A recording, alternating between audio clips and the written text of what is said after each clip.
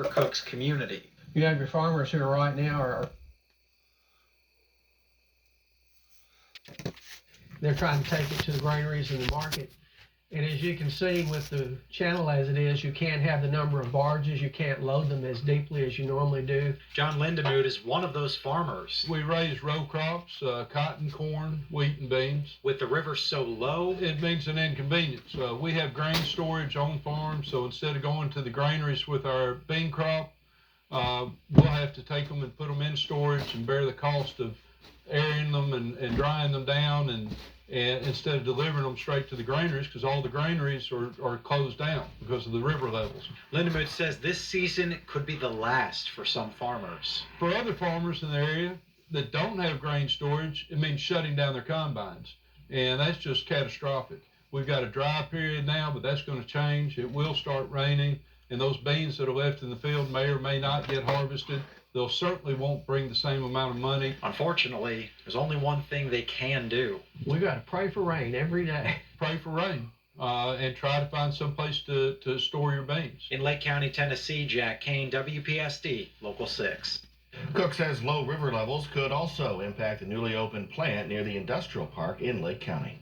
Now, your Weather Authority first forecast. All right, a lovely day on this Friday. A little breezy this afternoon. Temperatures were quite warm relative to the last few days. 78 today, Paducah, 79, Cape Girardeau, 77 was the high today, Murray, 80, Fredericktown, Missouri. How about that lovely view right now from the top of the building and TV station in Paducah? You see a few contrails going on by there to the left part of your TV screen. 76 degrees right now, wind speed at 7 miles an hour, but the air is still really dry. Dew points are down in the 40s. All right, live ultimate Doppler is quiet right now. It'll stay that way tonight and all weekend. Temperatures across the rest of the region were, for the most part, in the 70s, except for Marion, Kentucky at 69, 72 now in Harrisburg, Illinois, 74 in Cairo, and 74 in Metropolis. Our forecast tonight, football games that are going. I'm going to tell you something else that they haven't made mention pertaining to the weight distributions that's now differently across the Mississippi, that basically floats right over the New Madrid Fault. And people may not think that this makes a difference, but whenever you have a river that's used to having so many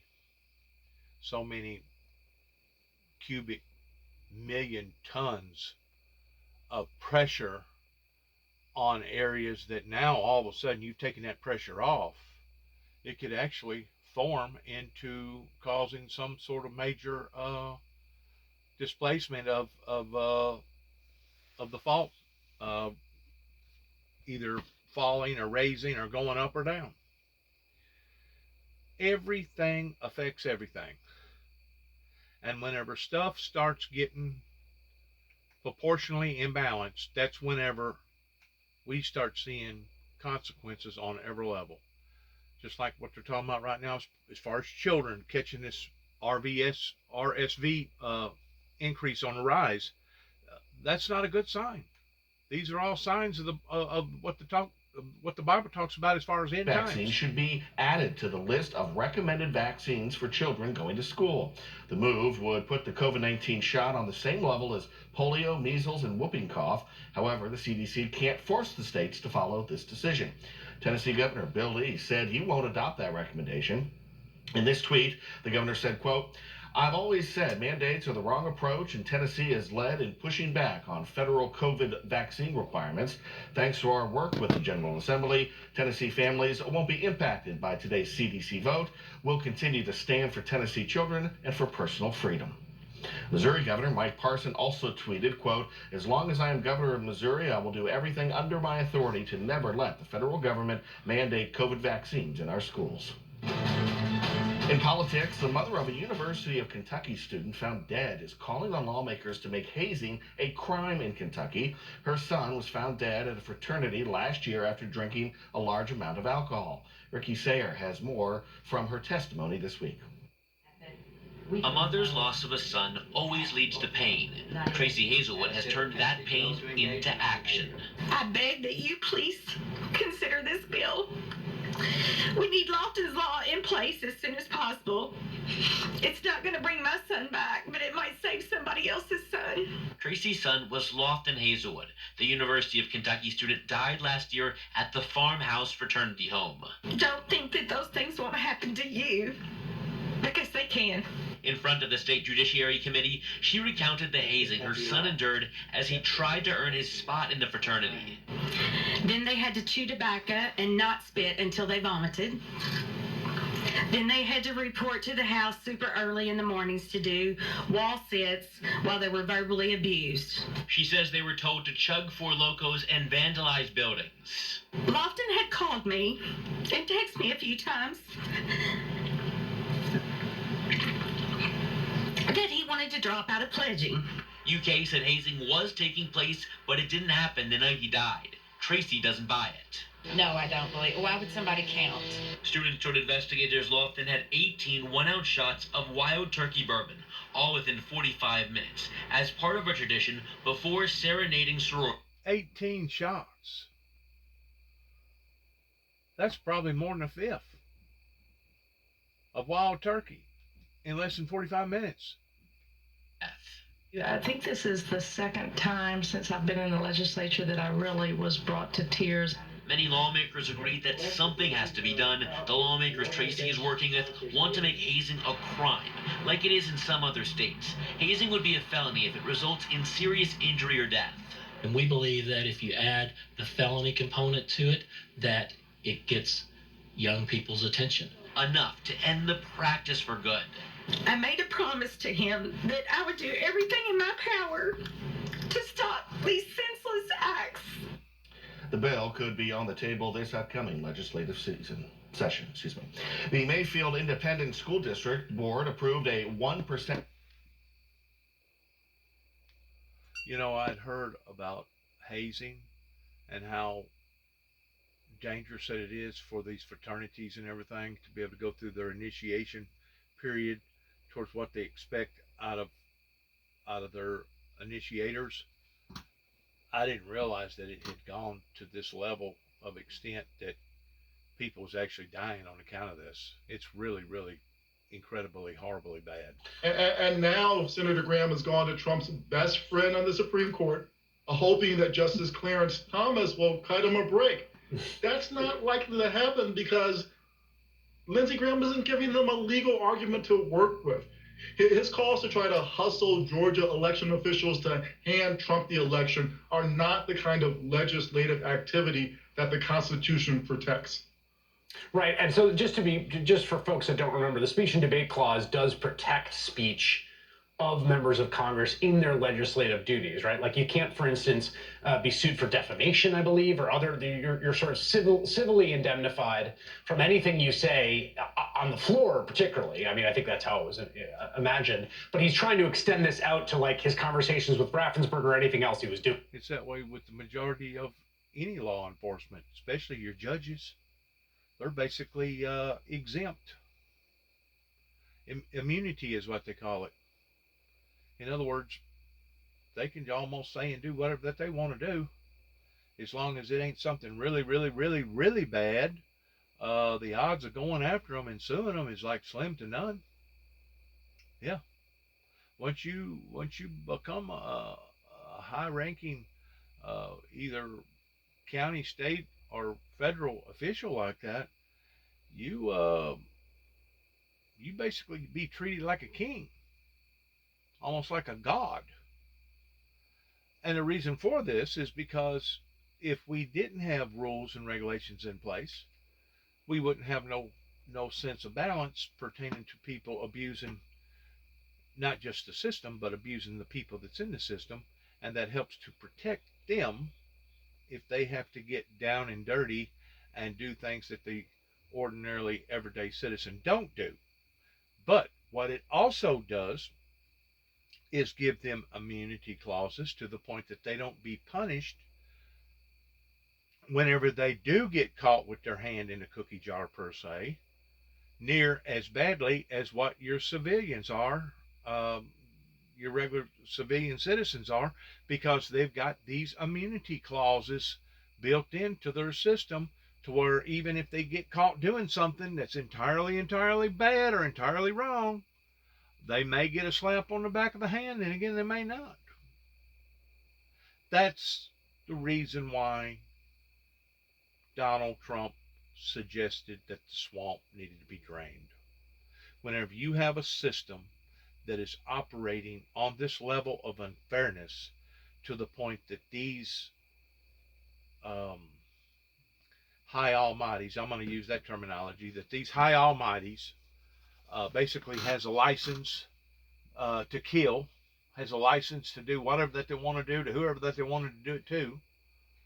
And that's what has put me in between a hard place and a rock pertaining to all these illegitimacies that's happened in my life, that from a legal perspective, I don't know that I can go after any of these people. Like Judge Woodall up in Trigg County, Kentucky, Cadiz, Kentucky, he's protected underneath that immunity clause. And as far as me going after the manufacturer that made the drug lithium, I mean not lithium, but Risperdal, that caused me to basically become obese, they claim that I can't sue them because I was mandated, ordered by the judge of taking the stuff. So it like puts me in between a hard place and a rock towards damned if you do and damned if you don't, into the degree that I can't really go after nobody on a libel suit pertaining to what that they have done to me, illegitimately done to me, other than what I'm doing now, which is making videos and putting my story out there to the general public, and hopefully maybe somebody will pay attention to it. Hopefully maybe somebody will have a little bit of empathy towards me, and maybe somebody will actually have a strong compassionate feelings towards wanting to help me or try to help settle the case one way or the other, because I guarantee you I've got all kinds of material verifying that the founder of the Windmill Ministries has been nothing more than a punching bag, a target to be hunted and basically almost killed. And in ways I would have been better off if they did kill me, because the suffering wouldn't have been near as bad. They did kill my brother because of the tension, the unnecessary stress. But it like puts me in between a hard place and a rock to the degree that I really don't have no choice in the matter other than to do what I done up in LBL in 2009, whenever I come back from the ordeal that happened in my life out in Oklahoma City, Oklahoma, whenever they tried to promote me as me being another Nichols or Timothy McVeigh, just because I was snooping around investigating that particular scene, that particular area that happened in 1995. They kept using me as a punching bag again and again and again. And even since then, I've still got scars, psychological scars as physical scars, the way that they have abruptly come at me and tried to destroy me simply because of the anointing or the calling in my life. There's a whole pattern. And the pattern isn't that I've been violent, because they have put me in some very, very stringent places. Federal, state, local, jails, going through the system, being evaluated, etc., etc. You don't think you run upon various people with some very, very bad temper problems and some very, very emotional problems? Sure you do. But God kept them quiet. God kept them toned down. And I guess the closest that I ever come of being involved in a riot, a jail riot, was up towards Louisville, Kentucky, on doing a holdover towards going back to Paducah, Kentucky, towards being seen once more again by the federal judge over them ordering for me to be studied up in MCC in downtown Chicago by Dr. Dana. I really and truly thought that within a matter of inches or feet, that if God didn't go ahead and move me out of that pod, and as soon as the door shut, basically all hell busted loose inside that pod, if God didn't move me out of there, there ain't no telling what would have happened. There ain't no telling I'd have got my brains beat out or get thrown in the hole for 6 weeks and wound up with a bad record towards, oh yeah, he's a violent person. Oh yeah, he was involved in this raid, in this jail raid here, and he was pounding on this person and beating on this person. And they only tell one side of the story. And that's what our system's good at, okay? They don't want to tell the whole truth. They only want to tell the parts of truth that helps to make them look good. Well, see, that's where my point comes in at, towards me telling my side of the story, is that I got a right to tell the people pertaining to the events at hand, being able to document these things and prove them. I got a right to be able to tell my story the same as anybody else got the right to telling theirs. And this is one thing that they've tried to take away from me by incarcerating me either in mental institutions or jailhouses, or basically cause me to flip my wig and basically shoot myself in the foot towards taking the law into my own hands, or possibly committing suicide, in which so many of them want me to do, or doing something to the level of me basically getting life without parole. They have honed in on that here in America, but they have failed. They have failed in every aspect, and now they are all guilty in the first degree towards them illegitimately attacking somebody that didn't deserve to be attacked, just like other prophets of God and just like Jesus Christ was attacked illegitimately because they was standing up towards trying to do good for humanity and not bad. And now all this stuff has backfired in their eyes, has backfired on them to the degree that now their children and their children's children is suffering. And you know, even though they may have made big money in the past 30 years, and boy, they've got big fat bank accounts like Tommy Moore up here. I asked him the day that I talked to him about my voting privileges. I said, "What are you making now? About 150 a year?" He said, "No, not quite that much." And then he wanted to say something under his tongue like, "More than I deserve."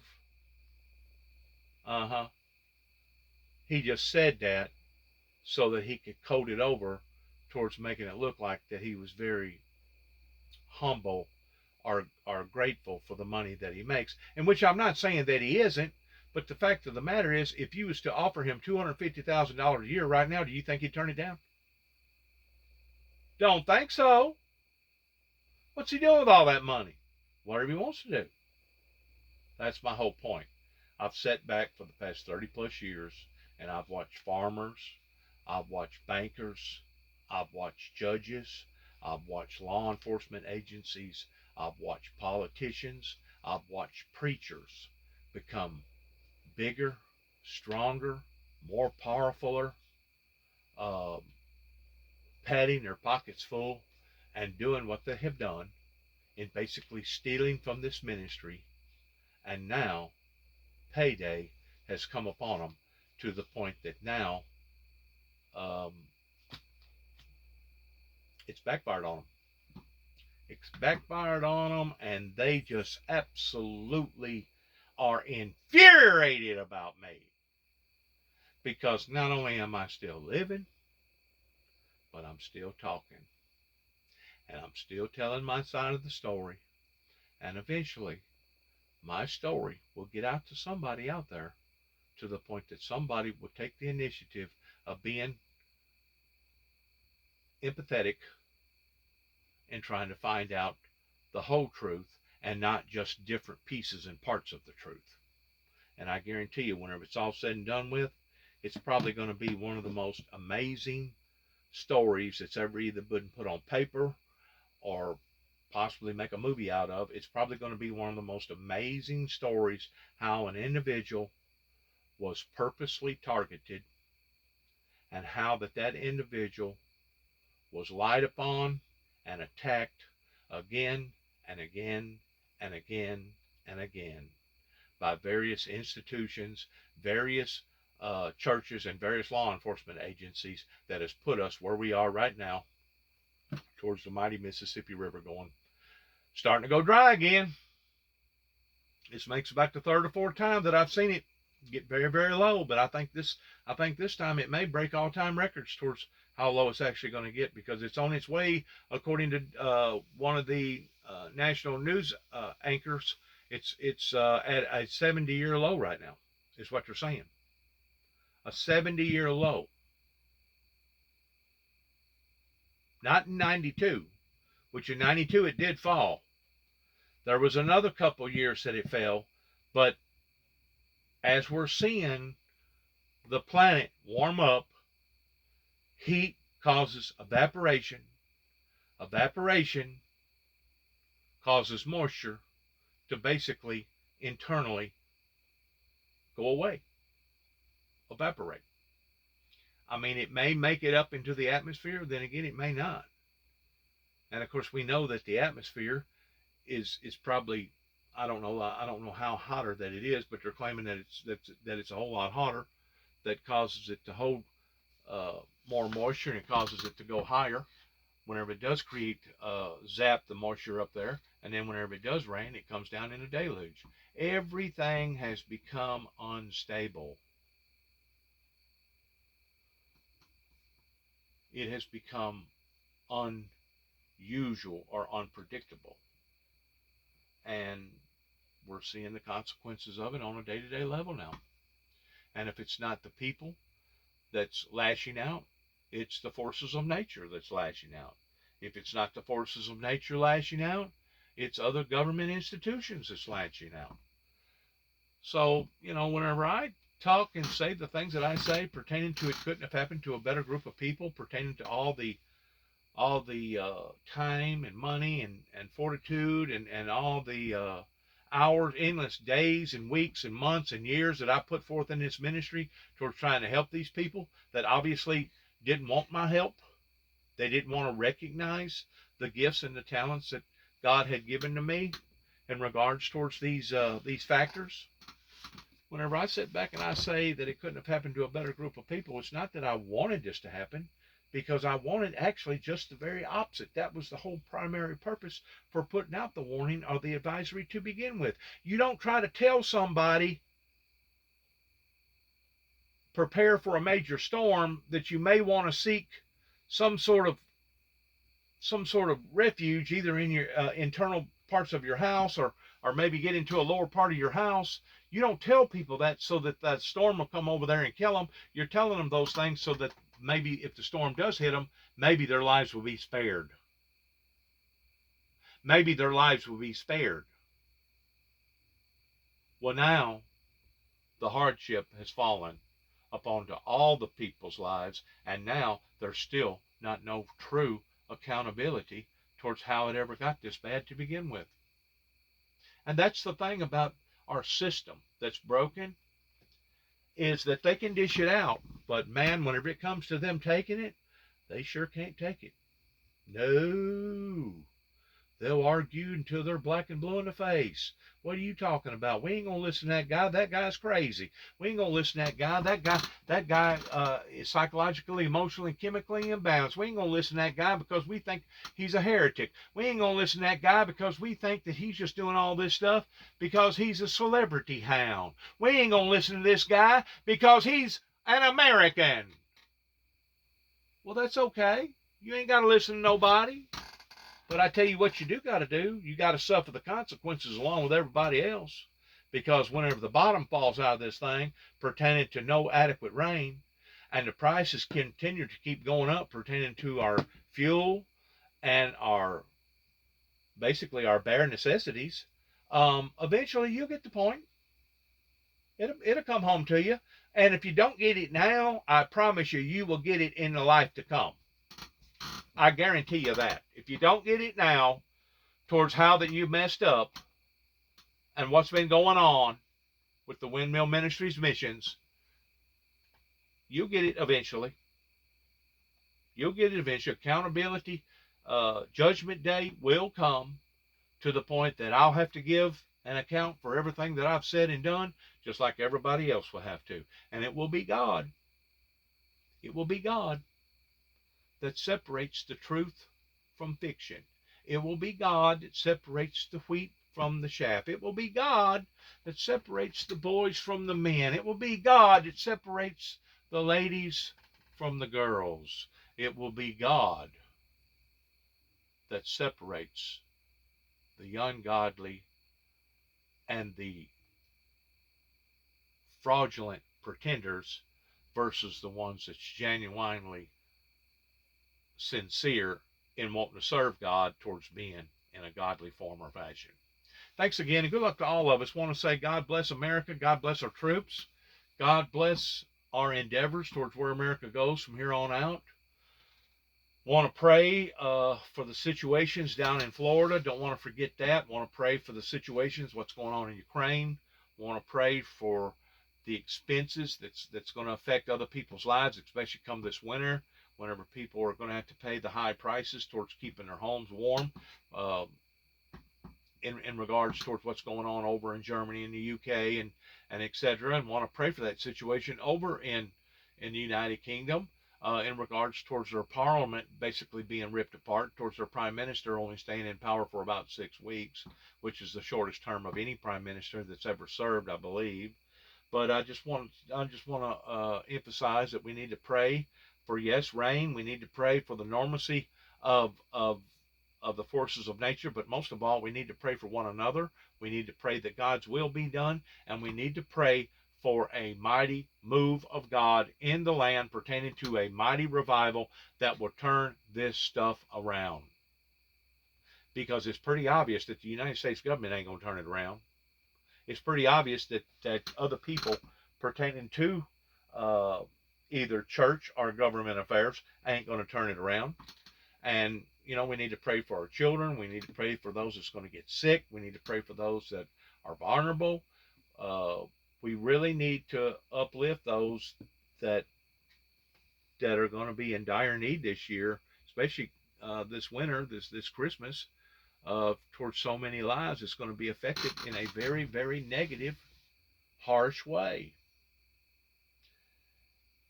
Especially pray for the Ukrainians pertaining to how that their lives has basically been turned totally upside down towards a maniac over there that's trying to bring genocide into their country.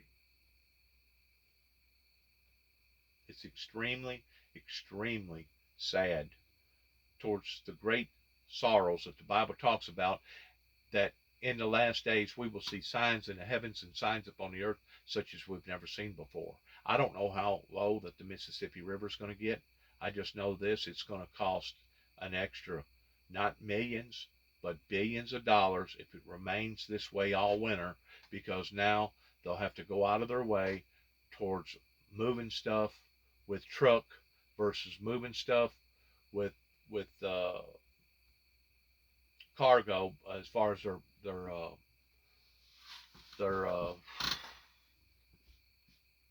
freight going up and down the river. And it will cost more money, besides the losses that a lot of these farmers is going to have to take it on the cheek towards not being able to make it to the market to sell their products. I mean, I spoke to a farmer about a week ago, and he's already talking about possibly bringing in some electricity over here at 2 grain bins that he originally bought from us whenever he bought the property, and basically hooking up and putting blowers on it and storing his beans over here versus trying to dump them off on somebody else or not have no place to take them to the market. That's pretty bad whenever you got to go out of your way and spend, extra money just to be able to even have somewhat of a chance towards getting back part of your investment. And a lot of these farmers, they're not going to make it. There's a lot of these farmers that have taken it on the cheek, either with the drought or in other high prices with the fertilizer or the grain and all the high prices of the fuel. There's a lot of them that ain't going to make it. There's going to be a lot of auctions come this winter for now in spring. Sure will. And it's sad because all this stuff was regulated basically by the petroleum oil industry. And whenever they jacked their prices up the way that they did again this time, not just America, but the world took on a lick.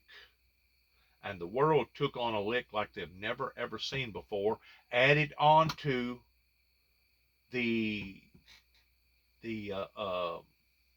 chain shortages that has been produced because of the COVID, and now these droughts is hitting all over the world, to where their agriculture communities are going to be suffering, not just here in America, but all over the world. So get ready for the next couple of years.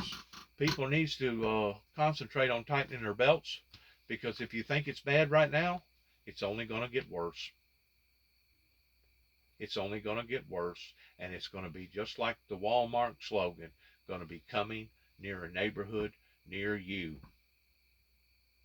And you will see the suffering and the endless pain that various people has caused pertaining to all this, but most importantly, you will see the horrors of the atmosphere that the Luciferian Lucifer has caused upon humanity in these last days. Just as the Bible talks about that he will come down in great wrath, because he knoweth his times, his days is ticking, and he knows that his days is short. Thank you for listening, and shalom.